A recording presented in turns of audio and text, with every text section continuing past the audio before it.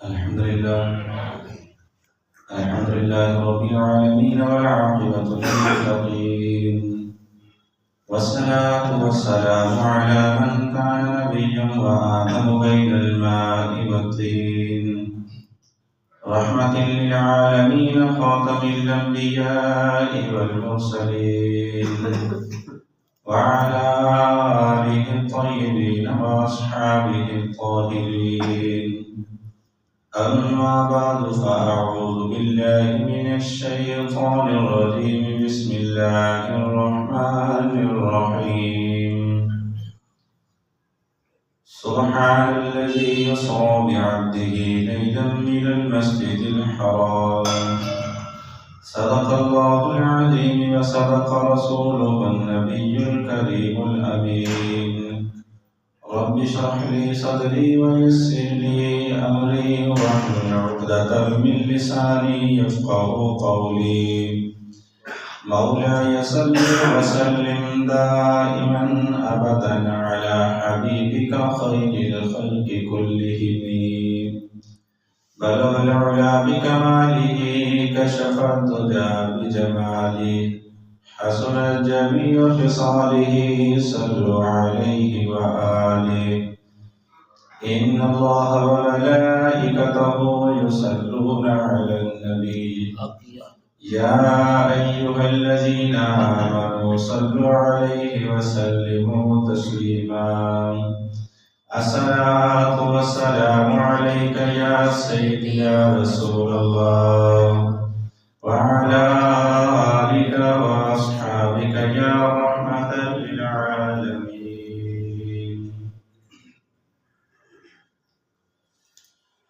بلغ العلا بكماله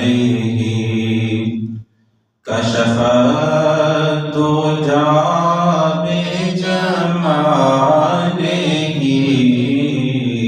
حسن جميع خصاله صلوا عليه وآله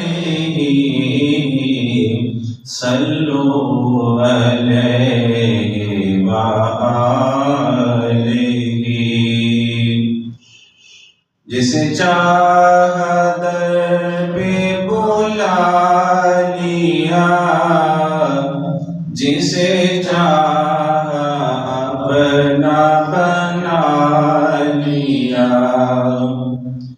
جسے چاہا در پہ بلا لیا جسے چاہا اپنا بنا لیا یہ بڑے کرم کے ہیں فیصلے یہ بڑے نصیب کی بات ہے بلغ العلا بکماله کشف الدجى بجماله حسن جميع خصاله صلوا عليه وآله مولانا صاحب جی بخیر بے بہا لطف و کرم ہے اور ساتھ وحدہ لا شریک کا جس نے ہمیں پاک صاف ہو کر اپنے بارگاہ کی حاضری نصیب فرمائی ظاہر حال کے کائنات کی بارگاہ میں اللہ رب العزت ہمارا آنا ہمارا مل بیٹھنا اپنی پاک بارگاہ میں قبول و منظور فرمائے سامع جی بخیر آج کا موضوع پیکر حیا جگر گوشہ بطول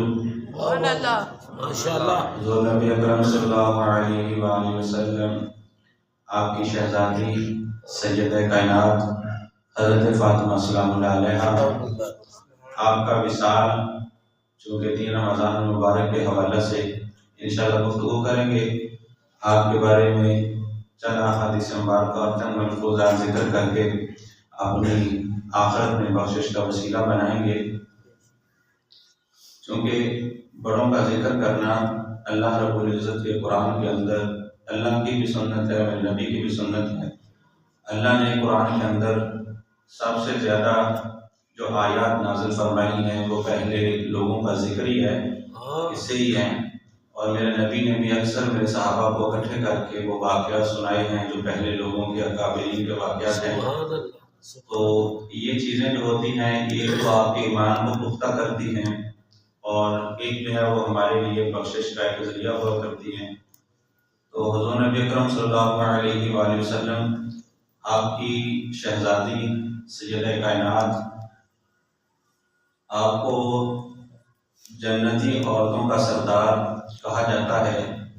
ہوا یوں کہ میرے نبی کی بارگاہ میں ایک فرشتہ آیا اور میرے نبی نے صحابہ کو اکٹھے کیا، فرمایا میرے صحابہ میرے پاس ایک ایسا فرشتہ آیا ہے آج جو اس سے پہلے کبھی زمین پر نہیں آیا، پہلی مرتبہ زمین پر آیا ہے، فرمایا کہ اس کے بعد بھی وہ کبھی نہیں آئے گا، صرف وہ ایک ہی پیغام لے کر آیا ہے۔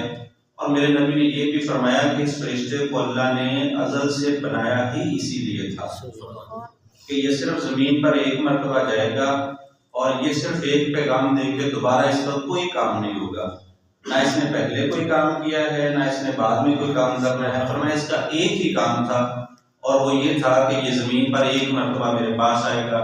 تو صحابہ نے عرض کی حضور وہ فرشتہ کیا پیغام دینے آیا تھا، کس پیغام کے لیے اللہ نے اس کو بنایا ہوا تھا؟ تو میرے نبی نے فرمایا کہ وہ فرشتہ آیا، اس نے آ کر مجھے بشارت دی کہ یا رسول اللہ صلی اللہ علیہ وسلم آپ کی شہزادی حضرت فاطمہ سلام اللہ علیہا جنتی عورتوں کی سردار ہے۔ فرمایا اس ایک پیغام کے لیے اللہ رب العزت نے اس فرشتے کو ازل سے بنایا تھا، تخلیق کیا تھا، اور فرمایا اس کا یہ ایک ہی کام تھا اور آج وہ پیغام مجھے دے کر گیا ہے۔ تو حضرت فاطمہ سلام اللہ علیہا آپ کی زندگی جو ہے وہ ہماری بچیوں کے لیے، ہماری عورتوں کے لیے، ہماری ماؤں کے لیے ایک بہترین نمونہ ہے۔ آپ نے زندگی گزاری اور آپ نے زندگی کی تلخیوں سے، زندگی کی تکلیفوں سے آپ نے نپٹ کر آج کی عورتوں کو بتایا کہ زندگی کیسے گزارنی ہے۔ سیدہ کائنات سلام اللہ علیہا آپ نے بہت اچھی زندگی گزاری۔ آپ نے اپنے بچپنے سے لے کر آپ جب سے پیدا ہوئی آپ سے کوئی بھی لہو و لعب والی بات یعنی کھیل کود والی کوئی بھی بات آپ سے منسوخ نہیں ہے، کوئی آج تک مورخ نہیں لکھ سکا، کیونکہ ایسی کوئی بھی چیز آپ سے وارد ہی نہیں ہوئی۔ آپ نے سیدہ خدیجہ سلام اللہ علیہا آپ کی گود مبارک میں اپنی پرورش حاصل کی، اور پھر سرور کائنات شفیع معظم حضور سرور عالم صلی اللہ علیہ وآلہ وسلم سے پرورش حاصل کی۔ تو ایسی گود سے پرورش حاصل کرنا اور ایسے والد سے پرورش پا کر زندگی گزارنا اور بڑے ہونا یہ ایک بڑی سعادت کی بات ہے۔ تو حضور نبی اکرم صلی اللہ علیہ وآلہ وسلم آپ کی بڑی تعظیم کیا کرتے تھے، آپ کی بڑی عزت کیا کرتے تھے، اور یہ بھی چیز واضح ہے کہ یہ آپ کا حضرت فاطمہ سلام اللہ علیہا آپ کی عزت کرنا، آپ کی تعظیم کرنا، یہ ہمارے لیے بھی ایک سبق آمیز ہے کہ کل کو ایسا نہ ہو کہ میری امت جو ہے وہ میری بیٹی کے لیے کچھ ایسے الفاظات جیسے کہ آپ آج کل دیکھ رہے ہیں کہ یہ میرے نبی نے سب کچھ ہمیں سکھایا ہی اسی لیے تھا کیونکہ میرے نبی پہلے ہی جانتے تھے کہ یہ ایسا کچھ ہونے والا ہے، تو میرے نبی نے خود تعظیم کی حضرت فاطمہ کی۔ حضور سرور عالم صلی اللہ علیہ وسلم ایک مرتبہ مجلس میں بیٹھے ہوئے تھے، صحابہ سامنے بیٹھے تھے، آپ کچھ چیزیں ارشاد فرما رہے تھے۔ آپ نا بات کرتے کرتے، گفتگو کرتے کرتے اٹھ کر کھڑے ہو گئے، پھر تھوڑی دیر کے بعد پھر بیٹھ گئے، پھر آپ نے گفتگو شروع کی، پھر آپ کھڑے ہو گئے، گفتگو بند کر دی، کھڑے ہو گئے، پھر بیٹھ گئے۔ چند مرتبہ یہ واقعہ ایک ہی مجلس کے اندر ہوا تو صحابہ نے عرض کی حضور آپ گفتگو فرماتے ہوئے بات کرتے کرتے اچانک اٹھ کر کھڑے ہو جاتے ہیں اور پھر بیٹھ جاتے ہیں، پھر اٹھ کر کھڑے ہو جاتے ہیں، پھر بیٹھ جاتے ہیں، کیا کوئی یہ نیا مسئلہ دین کے اندر آ گیا ہے؟ کیا کوئی نئی چیز وارد ہو گئی ہے شریعت کے اندر؟ تو میرے نبی نے فرمایا میرے صحابہ میں یہ جو اٹھ کر کھڑا ہوتا ہوں نا، یہ دیوار کے پیچھے سے فاطمہ زہرا گزرتی ہیں۔ فرمایا سلام اللہ علیہ حضرت فاطمہ زہرا گزرتی ہیں تو میں ان کی تعظیم کے لیے اٹھ کر کھڑا ہوتا ہوں، اور یہ آپ کا معمول تھا جب بھی حضرت فاطمہ آتی تو آپ ان کو اپنی جگہ پر بٹھایا کرتے تھے، اور پھر جب آپ حضرت فاطمہ سلام اللہ علیہا کے گھر جاتے ہیں تو حضرت فاطمہ سلام اللہ علیہا آپ کے دست اقدس کو بوسہ دیتی اور اپنی جگہ پر بٹھاتی۔ آج کے نوجوان اور والد کے اندر، ماں باپ کے اندر پیار اور محبت کا یہ رشتہ کیوں قائم نہیں ہے؟ وجہ یہی ہے کہ ہم نے ان کی سیرت کا دامن چھوڑ دیا، میرے نبی کی سیرت کا دامن چھوڑ دیا۔ اسی لیے آج والد بچوں سے پریشان ہے، بچے والدین سے پریشان ہیں۔ بچے اس لیے پریشان ہیں کہ والد ہمیں جو سبق دیتا ہے وہ ان کی طبیعت کے مطابق نہیں ہوتا، طبیعت کے منافی ہوتا ہے، اور والد پریشان اس لیے ہے کہ بچے ان کے کہنے کار میں نہیں ہیں، ان کی بات نہیں مانتے، نافرمان ہیں۔ وجہ یہی ہے کہ ہم نے میرے نبی کی سیرت پڑھ کر نہیں سنائی کہ بچے والدین پہلے بچوں کی کیسے قدر کریں گے، بچوں کی کیسے تربیت کریں گے۔ پھر میں نے اکثر کہا کرتا ہوں کہ بندہ جب برا ہو جاتا ہے نا تو بچے نزدیک نہیں آتے نا، اس کی وجہ یہی ہوتی ہے کہ والدین نے اتنا محبت بنائی نہیں ہوتی بچوں سے، ان کو یہ سیرت سکھائی نہیں ہوتی کہ والدین کے ساتھ محبت کا رشتہ آپ کا کون سا ہونا چاہیے۔ ہمارا بچہ آج بڑا ہوتا ہے، اسی گھر کے اندر بڑا ہو رہا ہے تو اس کو کوئی پتہ نہیں کہ یہ میرا والد اس کے اندر، اس کے ساتھ جو ہے وہ میرا ربط اور میرا سلسلہ، میرا تعلق کیسا ہونا چاہیے۔ تو آپ ان کو پڑھ کر سنائیں کہ میرے نبی نے اپنے اولاد کے ساتھ تعلق کیسے قائم رکھا ہے، اپنی اولاد کے ساتھ یہ ربط کیسے رکھا ہے میرے نبی نے۔ اور یہ سیدہ کائنات سلام اللہ علیہا پھر تو یہ ہے بھی وہ ہستی کہ جن کے جیسا نہ پہلے کوئی دنیا میں آیا نہ بعد میں کوئی دنیا میں آیا۔ وہ قلندر لاہوری سے کسی نے پوچھا تھا، جناب آپ بتائیں کہ حضرت حسن اور حضرت حسین آپ نے جو دین کے لیے اتنی قربانیاں دی ہیں، آج بھی دین جو ہے وہ بڑی تکلیف میں ہے، آج بھی دین جو ہے وہ اس کو قربانیوں کی ضرورت ہے، تو کوئی حسن اور حسین دوبارہ کیوں نہیں آ رہا؟ تو فرمایا کہ کوئی حسن اور حسین دوسرا پیدا کیسے ہو سکتا ہے جبکہ حضرت فاطمہ جیسی دوسری ماں جو کوئی نہیں آئی۔ تو حضرت فاطمہ سلام اللہ علیہا آپ جیسی کوئی دوسری عورت آئے گی بچوں کی تربیت کرنے والی، اور اتنی باحیا خاتون آئے گی تو دوبارہ حضرت حسن اور حسین پیدا ہوں گے۔ آج اگر بیٹا پیدا ہوا ہے، اس کو دودھ پلانے والی ماں ڈرامے دیکھ رہی ہے، ساتھ میں گانے سن رہی ہے، تو بچہ حسن حسین کیسے بن سکتا ہے؟ آج کی والدہ اگر آٹا گوندھ رہی ہے تو اس کے کانوں میں جو آواز پڑ رہی ہے وہ قرآن کی آواز نہیں ہے، وہ گانے اور سونگ کی آواز ہے۔ اور جب ادھر دیکھیں حضرت فاطمہ کی طرف تو آٹا بھی گوندھ رہی ہے تو قرآن کی تلاوت جاری ہے، آپ پانی بھی بھر رہی ہیں تو قرآن کریم کی تلاوت جاری ہے، اللہ کا ذکر جاری ہے، آپ چکی چلا رہی ہیں تو قرآن کریم کی تلاوت جاری ہے، اللہ کا ذکر جاری ہے۔ آپ کہتے ہیں کہ ہمارے گھر میں حسن حسین کی سیرت والا بچہ پیدا نہیں ہوتا، بھئی کیسے پیدا ہو جائے؟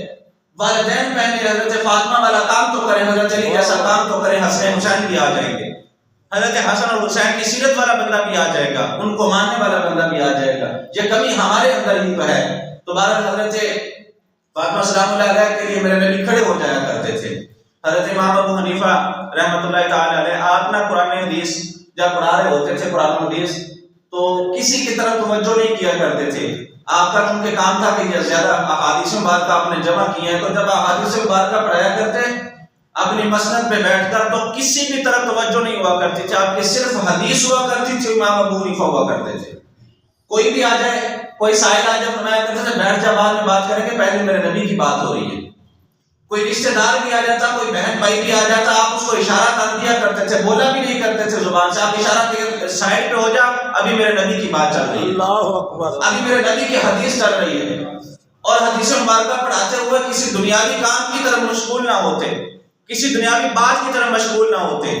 یہ حضرت امام ابو حنیفہ تھے، اپنی مسجد میں بیٹھا کرتے تھے، کسی بادشاہ نے کہہ دیا جناب آپ میرے دربار میں آ کر میرے بچے کو پڑھایا کریں، فرمایا کہ میں اپنے نبی کے حدیث کو اٹھا کر تیرے دربار میں نہیں آؤں گا، یہ میرے نبی کی حدیث ہے، اس کی اتنی شان ہے، اتنی رفعت ہے کہ فرشتے بھی وہ عرش چھوڑ کر میرے نبی کے پاس آتے ہیں، اور تو کہتا ہے کہ میں تیرے دربار میں میرے نبی کی حدیث اٹھا کر لے کر، فرمایا ایسا نہیں ہوگا، اگر میرے نبی کی حدیث پڑھنی ہے تو یہ تیرا بچہ ہے، چاہے تو بادشاہ ہے، یہ تیرا بیٹا ہے تو میرے پاس آ کر بیٹھے گا باقی بچوں کی طرح۔ یہ حضرت امام ابو حنیفہ تھے جو حدیث کی اتنی قدر کیا کرتے تھے۔ لیکن ایک مرتبہ یوں ہوا کہ حدیث مبارکہ پڑھاتے ہوئے بچوں کو آپ نہ اٹھ کر کھڑے ہو گئے، حدیث مبارکہ پڑھا رہے تھے، درمیان میں جو حدیث کی اتنی عظمت اور اتنی شان اور اتنی رفعت کے ساتھ پڑھانے والا بندہ یہ آج حدیث مبارکہ چھوڑ کر کھڑا ہو گیا، اور طالب علم بھی ساتھ میں تعجب کا اظہار کرنے لگے کہ پہلے تو ایسا نہیں ہوا کہ امام ابو حنیفہ نے ایسا کیا، آج کیا ہو گیا؟ تو لیکن بچے جو تھے وہ باادب تھے، آج والے بچے تو نہیں تھے، آج والے طالب علم تو نہیں تھے، وہ بچے باادب تھے، اٹھ کر کھڑے ہو گئے ساتھ میں۔ پھر امام ابو حنیفہ بیٹھ گئے، پھر تھوڑی دیر کے بعد پھر کھڑے ہو گئے، پھر بچے تعجب کا شکار، لیکن چونکہ استاد سے کر رہے تھے پھر بھی بچے کھڑے ہو گئے ساتھ میں. تو چند مرتبہ یہ کام ہوا نا، تو جب احادیث مبارکہ مکمل ہو گئی، جب سبق مکمل ہو گیا، تو بچوں نے کہا کہ جناب سعدی مکرم، ہم نے آپ سے آج سے پہلے ایسا کبھی نہ دیکھا کہ آپ سبق پڑھا رہے ہوں، حدیث مبارکہ پڑھا رہے ہوں اور کھڑے ہو جائے اٹھ کے، ایسا ہم نے کبھی نہیں دیکھا. آپ کو کوئی مہمان بھی آ جائے تو اشارہ کر دیا کرتے تھے سائڈ پہ ہو جب میرے نبی کی حدیث چل رہی ہے، اور آج ایسا کیا ہوا؟ تو فرمایا کہ اے میرے بچوں دیکھو، یہ جو بچہ آ رہا تھا نا کھیلتے ہوئے، اس کی جو بال ہے وہ ادھر آ جاتی تھی. تو کہا کہ حضور ایسا تو پہلے نہیں ہوتا ہے، بچے کھیلتے ہیں اس کے بال آ جاتے ہیں، وہ آتے اٹھا کر لے جاتے ہیں، تو آج ایسا کیوں ہے کہ وہ بچہ آتا ہے بال اٹھانے کے لیے آپ اٹھ کر کھڑے ہو جاتے ہیں؟ فرمایا تمہیں نہیں پتا کہ وہ سیدہ کائنات کی لڑی میں سے ہے. فرمایا تمہیں نہیں پتا کہ وہ اہل بیت میں سے ہے، وہ سیدہ کائنات کی لڑی میں سے ہے. جب میرے نبی اٹھ کر کھڑے ہو جاتے ہیں نبوت والا عہدہ لے کر، جب میرا نبی نبوت لے کر اٹھ کر کھڑا ہو جاتا ہے حضرت فاطمہ کے لیے، تو میں حنیفہ ہو کر میں اٹھ کر کھڑا کیوں نہ ہوں، میں ان کی تعظیم کیوں نہ کروں؟ وہ حضرت جو ہے وہ امام اعلیٰ حضرت امام محمد رضا خان بریلوی، آپ کے صاحبزادے مصطفیٰ رضا خان بریلوی، تو آدھی علم کے بڑے اوپر والے درجے پر تھے.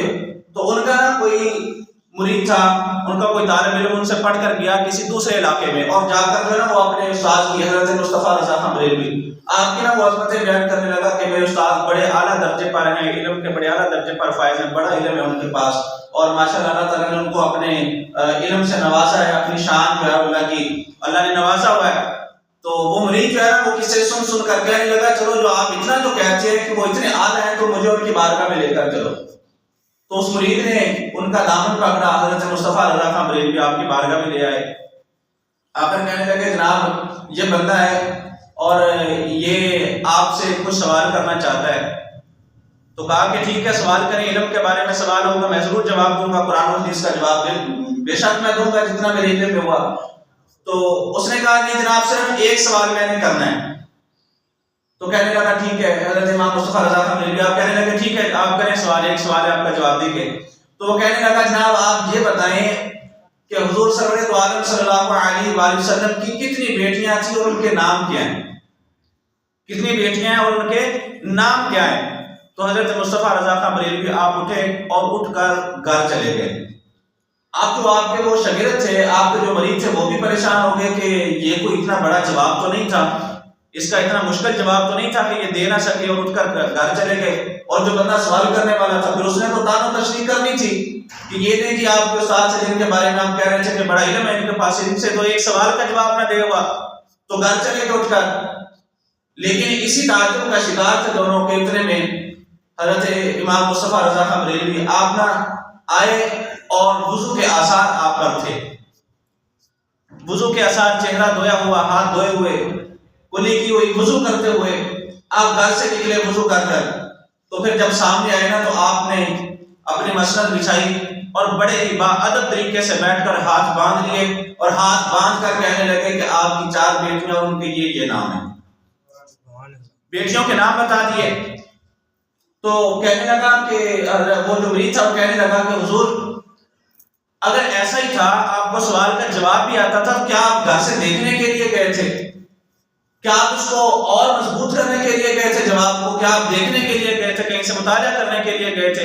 تو آپ نے فرمایا نہیں، میں گھر سے وضو کرنے کے لیے گیا تھا، پہلے میرا وضو نہیں تھا. یہ سوال اس شخصیت کے بارے میں سوال تھا، یہ ان ہستیوں کے بارے میں سوال کیا گیا تھا. فرمایا کہ میں ان کا نام کبھی بھی بے وضو نہیں لیا کرتا. میں نے ان کا نام لینا تھا اس لیے میں نے پہلے اپنی زبان کو پاک کیا، اسی لیے میں نے اپنے آپ کو پہلے پاک کیا کہ ان ہستیوں کا نام لینا ہے. یار ہم نے دین ان سے لینا ہے، ہم نے ان ٹی وی اینکروں سے دین نہیں لینا، ہم نے ان سے دین نہیں لینا. کہ یہ آج کل کا یہ تعجب کی بات ہے کہ آج کا نوجوان سارا سال اسی چینل سے گانے سن رہا ہوتا ہے، اسی چینل سے سارا سال ٹی وی ڈرامے جو ہے وہ فلمیں دیکھ رہا ہوتا ہے، اور جب رمضان المبارک کا مہینہ آتا ہے تو کہتا ہے کہ ان کی ایک بات تو سن لے کم از کم، یہ جو اچھی بات کر رہے ہیں ان کی ایک اچھی بات تو سن لیں. سارا سال ڈرامے کیے ہیں انہوں نے، فلمیں کی ہیں. تو میں نے کہا جناب ایک اچھی بات میری بھی سن لیں. حضرت سیدنا علی المرتضیٰ کی بارگاہ میں ایک بندہ بیٹھ کے آ کر کہنے لگا جناب میں نے آپ سے ایک حدیث مبارکہ آپ کو سنانی ہے، ایک حدیث مبارکہ آپ کو سنانی ہے. حضرت علی رضی اللہ تعالیٰ نے آپ نے اوائڈ کیا، منہ دوسری سائڈ پہ کر لیا. وہ دوسری سائڈ پہ آ کر کہنے لگا جناب میں نے آپ کو ایک حدیث مبارکہ سنانی ہے، میرے پاس ایک حدیث ہے میرے نبی کی، میں نے وہ سنانی ہے آپ کو، آپ سن لیں۔ تو آپ نے فرمایا چپ رہے، اور تیسری مرتبہ آپ نے جب پھر منہ پھیرا وہ سامنے آ گیا اور سامنے آ کر کہنے لگا جناب میں نے آپ کو ایک حدیث سنانی ہے، میرے پاس میرے نبی کی ایک حدیث ہے، آپ وہ سن لیں۔ سیدنا علی المرتضیٰ آپ غضبناک ہوئے اور چہرے پہ جو ہے وہ زردی اور سرخی غضب کے مارے آپ اٹھ کر وہاں سے کھڑے ہو کر چلے گئے، اور پیچھے آپ کا ایک مخلص بھی کہنے لگا حضور آپ اس کی بات سن تو لیتے، وہ کہہ تو رہا تھا کہ میرے پاس میرے نبی کی حدیث ہے، حدیث ہی تو تھی آپ سن لیتے۔ فرمایا کہ حاضر قلب یعلمنا السنہ، حضرت سیدنا علی المرتضیٰ کے الفاظ پہ غور کریں، فرمایا حاضر قلب یعلمنا السنہ، ہم نے میرے نبی کے ساتھ فرمایا میں نے میرے نبی کے ساتھ اپنی زندگی گزاری ہے، میں نے سفر بھی کیا تو میرے نبی کے ساتھ کیا، میں نے حضر میں بھی میرے نبی کے ساتھ زندگی گزاری ہے، میں نے نبی کے پیچھے نمازیں پڑھی ہیں، میرے نبی کے ساتھ حج کیا ہے، میرے نبی کی تلقین کے مطابق زکات دی ہے، پر میں ساری زندگی میں نے میرے نبی کے ساتھ گزاری ہے۔ حاضر قلب یعلمنا السنہ، اب یہ کتا اٹھ کر ہمیں دین سکھائے گا۔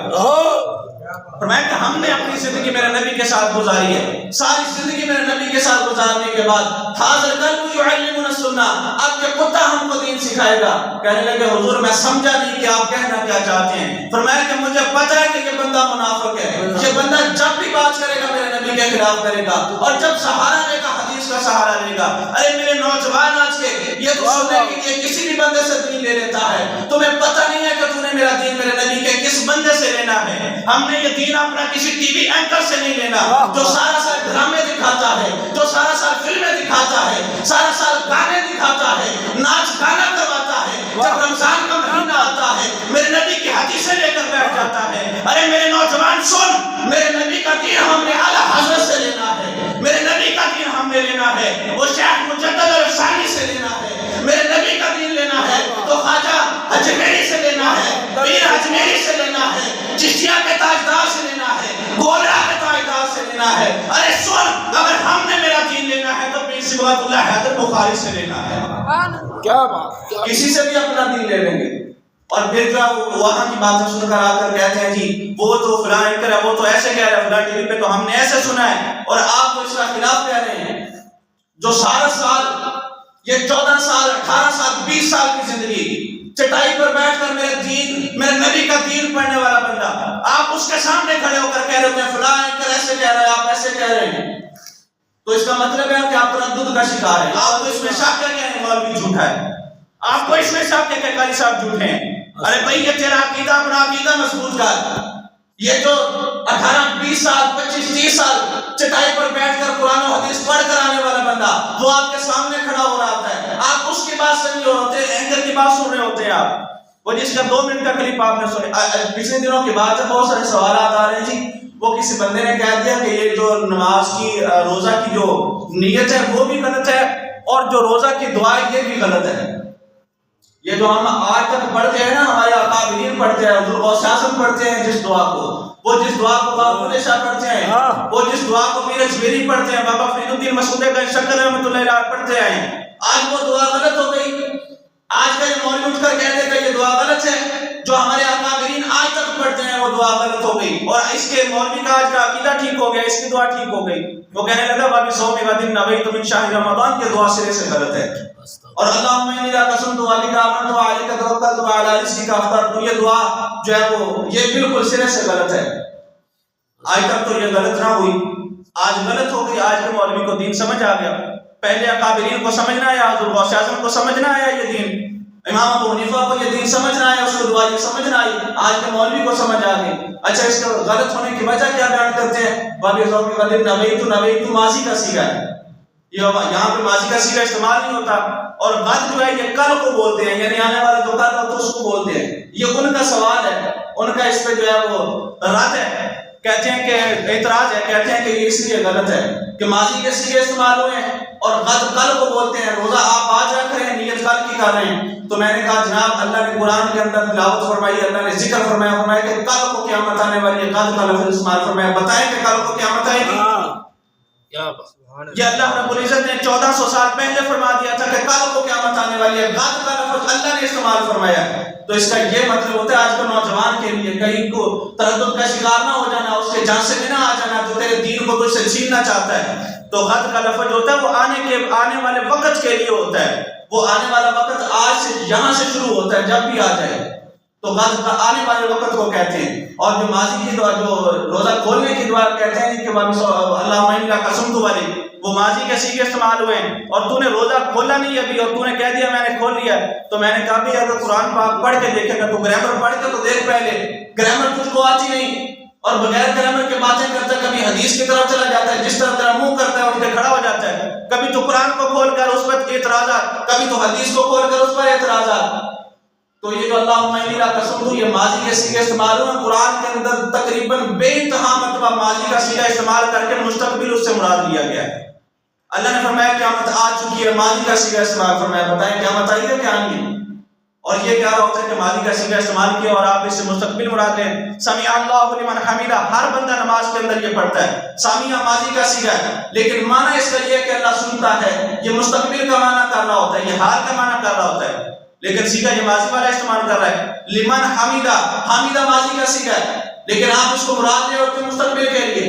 تو اس کا مطلب ہے آپ اپنی نماز بھی ٹھیک کر لیں پھر اپنے حساب سے, پھر تو آپ کی نماز بھی غلط ہے آپ کے حساب سے. تو اپنی نماز کے اندر بھی یہ سارے صیغے مستقبل والے استعمال کریں. تو قرآن پاک سارے کا سارا رد و بدل کریں گے آپ, پھر وہاں پہ ماضی کے صیغے استعمال کر کے اللہ نے مستقبل مراد لیا ہے. تو اس کا مطلب یہ نہیں کہ قرآن غلط ہے, اس کا مطلب یہ نہیں کہ حدیث غلط ہے, کہ دعائیں غلط ہے. اس کا مطلب یہ ہے کہ تیری گرامر ٹھیک نہیں ہے, تو اپنی گرامر کو پہلے ٹھیک کر.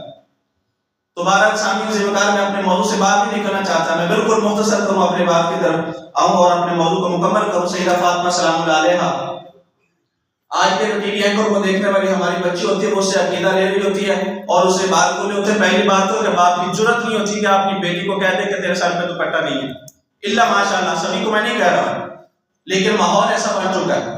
تو اگر کہہ بھی دے تو وہ کہتے ہیں فلاں اینکر کو اتنے بندے جو ہے اس کو دیکھ رہے ہیں آپ, تو پھر میرے باپ اور بھائی ہیں. ارے باپ اور بھائی سے بھی سر پہ دوپٹہ لینے کی اجازت ہے. باپ اور بھائی جو ہے اس کے سامنے بھی آپ سر پہ دوپٹہ رکھیں گے, اس کے سامنے بھی آپ کو سر پہ دوپٹہ لینے کی ضرورت ہے. حضرت بلال رضی اللہ تعالیٰ عنہ ایک مرتبہ گھبرائے ہوئے ہیں, آپ کی جو چہرے کی سرخی بتا رہی تھی کہ آپ بڑے تعجب کے اندر, آپ بڑے گھبرائے ہوئے ہیں. میں نبی کی بارگاہ میں آ کر کہنے لگے حضور آج جو ہے وہ سورج نکلنے کا نام نہیں لے رہا. میں پہلے ایک بار سویا کرتا تھا, اس کے بعد اٹھا کرتا تھا تو سورج نکلا ہوتا تھا, تو میں اذان پڑھا کرتا تھا. سورج کے نکلے طلوع فجر ہو جاتی تھی, میں اذان پڑھا کرتا تھا. لیکن آج جو میں کئی بار سو کے اٹھ گیا ہوں اور اب تو سویا بھی نہیں جا رہا, لیکن یہ سورج نکلنے کا نام نہیں رہا. میں بڑی دیر سے انتظار کر رہا ہوں کہ سورج نکلے, لیکن سورج نکلنے کا نام نہیں لے رہا. میرے نبی نے فرمایا اے بلال ایسے ہی حضرت فاطمہ کے در پر چلا جا, حضرت فاطمہ کی دہلیز پہ چلا جا. حضرت بلال گھبرائے ہوئے اسی عالم کے اندر حضرت فاطمہ سلام اللہ علیہا کے در اقدس پر آئے اور آ کر کہنے لگے, جو خادم باہر نکلا, کہنے لگے کہ جناب فاطمہ کے پاس جائیں, میرے نبی کا یہ پیغام ہے. تو حضرت فاطمہ سلام اللہ علیہا سے جب یہ مسئلہ بیان کیا گیا کہ سورج نہیں نکل رہا, تو حضرت فاطمہ سلام اللہ علیہا نے اپنے سر پر دیکھا تو ایک بال ننگا تھا, سر کا ایک بال ننگا تھا. آپ نے اس کو ڈھانپ لیا, آپ نے اس کو چھپا لیا اپنے دوپٹے کے ساتھ. وہ دوپٹہ بھی آج جیسا دوپٹہ نہیں تھا, وہ سیدہ کائنات کا دوپٹہ تھا. وہ حضرت فاطمہ سلام اللہ علیہا نے اپنے دوپٹے کے ساتھ اس سر کے بال کو جب چھپا دیا تو پھر جو ہے وہ سورج ادھر سے طلوع ہو گیا. حضرت بلال نے اذان پڑھی, سورج طلوع ہوا. میرے نبی سے مسئلہ پوچھا حضور ایسا کیوں ہوا, تو فرمایا کہ حضرت فاطمہ کا جو بال ننگا تھا اسی وجہ سے سورج طلوع نہیں ہو رہا تھا. آپ آج کسی اینکر کو دیکھ کر اپنا عقیدہ لے رہے ہیں, تو میرے سیدہ فاطمہ سلام اللہ علیہا میرے نبی کی بیٹی کی سیرت کدھر گئی, ان کا وہ پیغام کدھر گیا. آپ نے فرمایا کہ علی جب میں وصال کر دوں اس دنیا سے تو مجھے باقی عورتوں کو 5 کپڑے دیے جاتے ہیں کفن کے, مجھے 7 کپڑے دے دیں, 7 کپڑے دے دیں. اور پھر فرمایا کہ اے علی میرے کفن کے اوپر بھی ایک کپڑا دے دینا کہ کسی کی نظر میرے کفن پہ بھی نہ پڑے. اور فرمایا کہ پھر تابوت بنا لینا, اے علی مجھے اسی کفن کے بعد کپڑا رکھنے کے بعد اس تابوت پر بھی کپڑا دے دینا کہ اس تابوت پر بھی کسی کی نظر نہ پڑے. یار ہم نے سیرت کن سے لینی تھی, کس سے لینے لگ گئے, ہم کس طرف چل دیے, ہم نے کس طرف جانا تھا. کل قیامت کا دن ہوگا, آخر بات کرو, کل قیامت کا دن ہوگا, حکم ہوگا کہ سارے عالم اپنی نظریں نیچی کر لو, عالم اپنی نظریں نیچی کر لے. ہونے کیا لگا ہے, ادھر میں نبی کی بیٹی جو ہے وہ حوروں کے جرمٹ کے اندر جنت جانے لگی ہے. اسی لیے اپنی نظروں کو نیچی کر لیں. ارے بیٹی تو وہ تھی کہ تو جو ہے وہ مقدس ہے, تو پاک. اسلام کی عورتیں مقدس ہیں, اسلام کی بچیاں مقدس ہیں, پاک ہیں.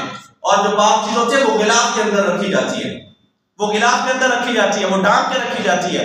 تو بہرحال اپنے گھروں کا ماحول درست کرنے کی ہمیں ضرورت ہے تاکہ اللہ رب العزت کی رحمتیں ہم پر پراپر برسیں, اللہ رب العزت کی برکتیں ہمارے گھروں کے اوپر برسیں. دعائے خالق کائنات کی بارگاہ میں اللہ رب العزت ہمارا آنا مل بیٹھنا اپنی بات بارگاہ میں